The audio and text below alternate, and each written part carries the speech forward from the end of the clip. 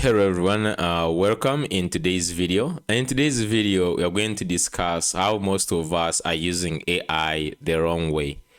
So everyone right now is using AI in their workflows to build apps, and most people are using AI the wrong way, and they don't know. That's the problem. They don't know they're using AI the wrong way. It's not until you see someone's latest workflow, then you identify that yours is actually wrong. So we're going to break down the most common ways of how developers are using AI to ship applications. And at the end of the video, you will know if you're using it smartly or you're using it on average. And this also is going to determine how employers or people are going to be looking for workers in the future are going to be selected, because you want someone who is going to ship with less cost, but shipping something that is really usable and really good. So let's start with the vibe coders. So these vibe coders are the prompt masters. So these are the people who go to V0, or these are people who go to Cloud Code, and they write a very nice prompt of build me an e-commerce. Okay, build me a very beautiful e-commerce with payments and everything and dashboard. Something like that. So that is a prompt master, and that is a vibe coder. So a vibe coder leaves all the decisions to AI to make all the decisions of the UI. Sometimes a vibe coder can even also provide design, like he can provide the design, but he leaves all the decisions of how code should be written, all the features to AI. So the problem with this workflow right now, if you're just like a vibe coder, to my experience, this is the most expensive developer out there, or who is vibe coding, because when you write a prompt like build me an e-commerce, you give AI 1,000 ways of how to build this. Okay, it might end up building it in a very wrong way, or like it might take the longest route to provide a solution. It can hallucinate, can go, there is a lot of things can go wrong when you're using, or if you're just relying only on the prompt. So the prompt right now is dead. We are not no longer just relying on the prompt. I'm not saying like it is not working, but if you're relying only on the prompt, it is too long. So let's say we are all building an e-commerce. So when you say, for example, you build an e-commerce, it is going to ask itself, for example, for image uploads, okay? Or it will even say that, should I even put like the price to have images or not? Let's say it decides to put images for products. It's going to ask itself like, where are we going to upload these images? Should we put them to S3? Should we put them to, like it's going to look for a way of how it's going to solve that. And how it will solve it might be not the best way. And in the long run, is going to write more non-required code. So in the problem with this workflow is that AI can write more code that is not necessary. That is not necessary. That is the problem with this. AI can end up writing more code that is not necessary. Now, this might not only be a problem, but this comes with a cost. As it is all doing all unnecessary code, you are running it on V0, or you're using Bolt, or you're using Cloud Code, whichever you're using. It is writing more unnecessary code that is not giving or contributing to the output, and this will cost you. And to my experience, vibe coders have experienced more bills in building a single app. You can spend even $20 or $40 in building a single app if you want the app to be really, really advanced, the way you see like this app here. Now, let's go to the normal developers. The normal developers are the people who are using spec-driven development. So everyone, after identifying that vibe coding is no longer working, a lot of AI tools like Kiro Code and other tools, they are using spec-driven. Even others now, if if you're using now these tools like anti-gravity, Kiro Code, Cloud Code, they tend to actually use spec-driven on themselves. They create a spec and then they start building. Now, this seems to be all right to use spec-driven development. The problem with this, we also have, let's say, in this case, in the first case, you did not tell the AI to use S3 for image storage, okay? In the spec-driven, you are going to specify that, okay, I want to build an e-commerce, and for file upload, use S3, okay? Use S3. So here it knows very well what to use. That is going to use S3 for image upload.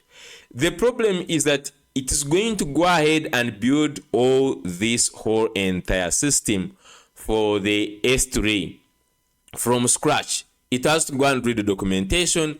It has to go and install packages and do all those things to build this system the way you specified. The problem with that is still you burn more token. And this end up still expensive. Not as expensive as this one, because here you prompt a lot. Here there is no prompting a lot because everything has been written in the spec. So here there is no writing, but still you are spending more than this person. So the elite Dave, how he does his things. So if he says, for example, let me just give you an example. I'm just going to say, okay, I want to use S3. Okay, I want you to use S3, but I have a documentation. I have a documentation, or I even have a template or a starter kit. The way you see here, let me show you an example. If you just go to this OmniStack, let's say for example, the S3 is about media. So let's say there is this file storage UI. Okay, if you don't know this one. So the file storage UI, this is a Next.js, this is a Next.js compatible component that implements or gives you the whole entire, S3 solution. Like it is already built with all the code. So if this person points this to AI is not going to implement this. Okay? It's not going to implement this. It's going to simply copy the code from this side and add it into this app. Okay? It's going to go ahead and copy this code and add it in this app. And it's going to use less or zero tokens. In fact, it's going to use very minimal tokens to do this task. And this will be very, very fast because, so if I give it this one, it will go ahead and says, oh, okay, so I don't have to think these are the files, they have already created them. For me, I simply have to do only one thing, is to run this command. So if you run this command, for example, this adds the whole entire storage solution, okay, in your Next.js app. And you would have definitely helped AI so many things so that it focuses on harder parts, okay? And the more tools you have on your belt, or the more starters that you have that are good, the more you will get to the final product more easily. And this is the reason why I built Grid Framework, okay? This is the reason why I built Grid Framework. Because Grid Framework comes with a lot of things already done for me, okay? Already done. I so dictate on how everything should be done, and that's why we are opinionated, because we know exactly what we want. I've been building this for a very long time.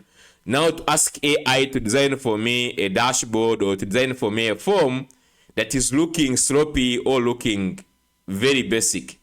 So I can just say, okay, look, I just want you to build for me this, but you use this and this and this.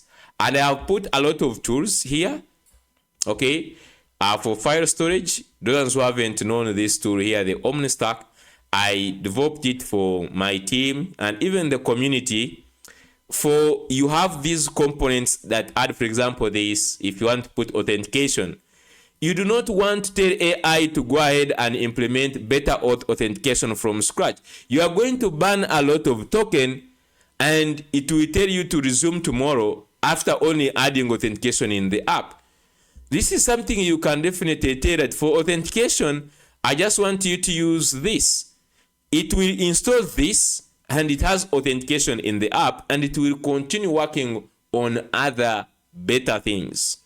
I don't know if you are clicking in what I'm saying, that if you want to improve your workflow right now, instead of just giving it a spec, look into a spec. What features are going to take more time? For example, authentication, file storage, forms. Why don't you prepare these in advance? In fact, you would first prompt to build these ones.